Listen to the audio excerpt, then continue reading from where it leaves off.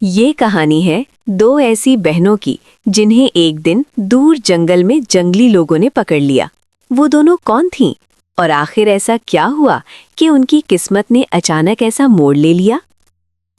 ایک دفعہ کا ذکر ہے کہ ایک گاؤں میں دو بہنیں رہتی تھیں۔ دونوں بہت خوبصورت تھیں مگر ان کے دل اور عادتیں ایک دوسرے سے بالکل مختلف تھیں۔ ایک بہن بہت اچھی تھی، اس کا نام صبا تھا۔ صبا نہایت نرم دل، صابر اور رحم دل تھی۔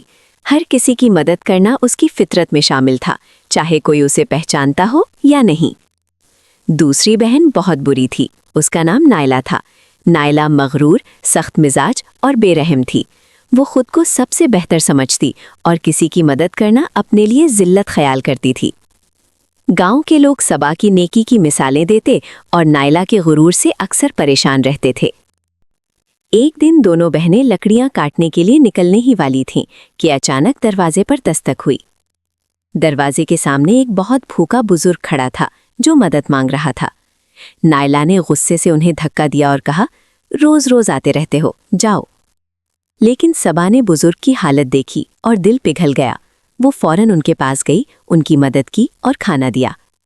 صبا کی نرمی اور مہربانی نے بزرگ کا دل خوش کر دیا، جبکہ نائلہ غرور میں مصروف رہی اور سب کچھ نظر انداز کر گئی۔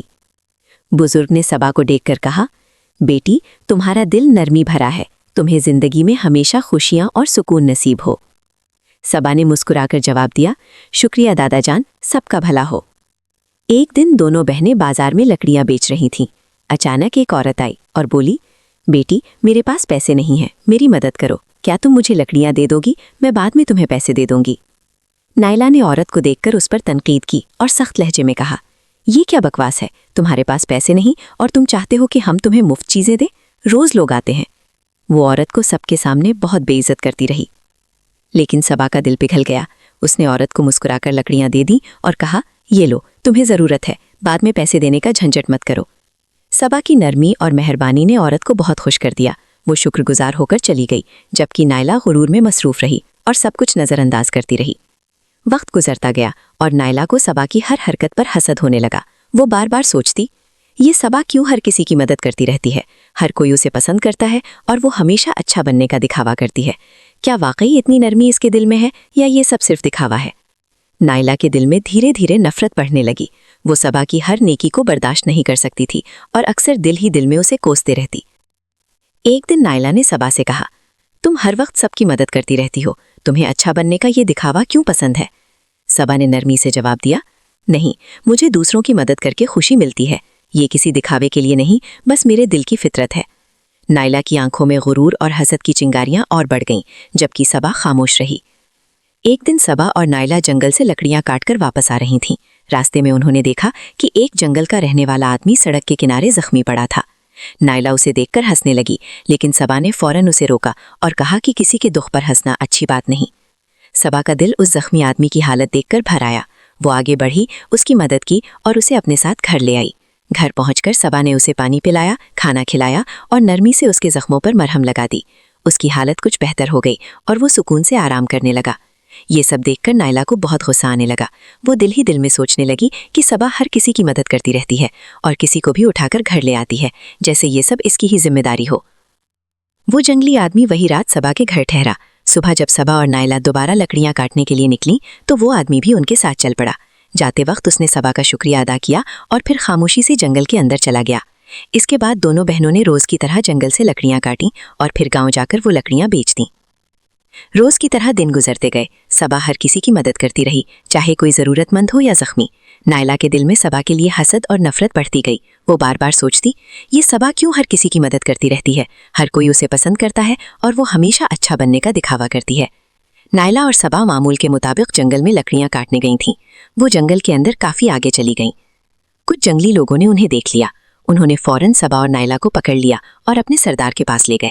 سردار نے غصے سے کہا، کل اماوسیا کی رات ہے، دونوں بہنوں کو قربانی کے لیے پیش کیا جائے گا، دونوں کو فوراً قید خانے میں ڈال دیا جائے۔ صبا نے سردار سے کہا، میری بہن کو چھوڑ دو، اسے جانے دو، پھر چاہے میری قربانی دے دو۔ سردار نے فوراً حکم دیا، دونوں کو فوراً قید خانے میں ڈال دیا جائے۔ جنگلی لوگوں نے دونوں بہنوں کو قید خانے میں ڈال دیا۔ نائلہ غصے میں صبا کو کوسنے لگی، یہ سب تمہاری وجہ سے ہوا ہے، تم جنگل کے اتنے اندر نہ جاتی۔ और न ये लोग हमें पकड़ते। सबा बहुत परेशान थी, लेकिन उसने हिम्मत नहीं हारी। इस रात दोनों बहनें जागती रहीं। सुबह हुई तो दोनों बहनें जंगली कबीले के दरबार में पेश की गईं।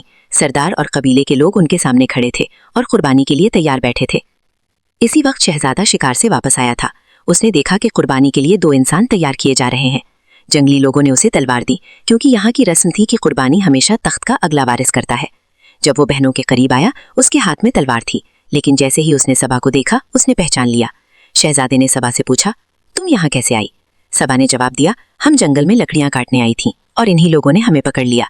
सब हैरान रह गए कि वो एक दूसरे को जानते हैं। शहजादे ने सबको बताया, यही वो लड़की है जिसने मेरी जान बचाई थी और इस वक्त उसे मालूम नहीं था कि मैं शहजादा हूँ। शहजादे ने फैसला किया कि सिर्फ नायला की कुर्बानी दी जाएगी, लेकिन सबा ने आजिज़ी से कहा, आप मुझे कुर्बान कर दें, लेकिन मेरी बहन को छोड़ दें। कबाइल के लोग हैरान होकर बोले, तुमने हमारे शहजादे की जान बचाई है, हम तुम्हें कैसे कुर्बान कर सकते हैं? हमने तुम्हें नुकसान पहुंचाया, हम तुमसे दिल से माफ़ी चाहते हैं। दोनों बहनें आजिज़ी के साथ शुक्रिया अदा करके अपने घर वापस चली गईं। रास्ते में नायला खामोश थी, उसके दिल में शर्मिंदगी और पछतावा छा गया। जब दोनों बहनें घर पहुंची, नायला ने सबा के सामने सर झुकाया और आजिज़ी से कहा, सबा, मुझे माफ़ कर दो, मैंने तुम्हें तकलीफ दी और तुम्हारी नेकी को नज़रअंदाज किया। सबा ने मुस्कुराकर नायला को गले लगा लिया।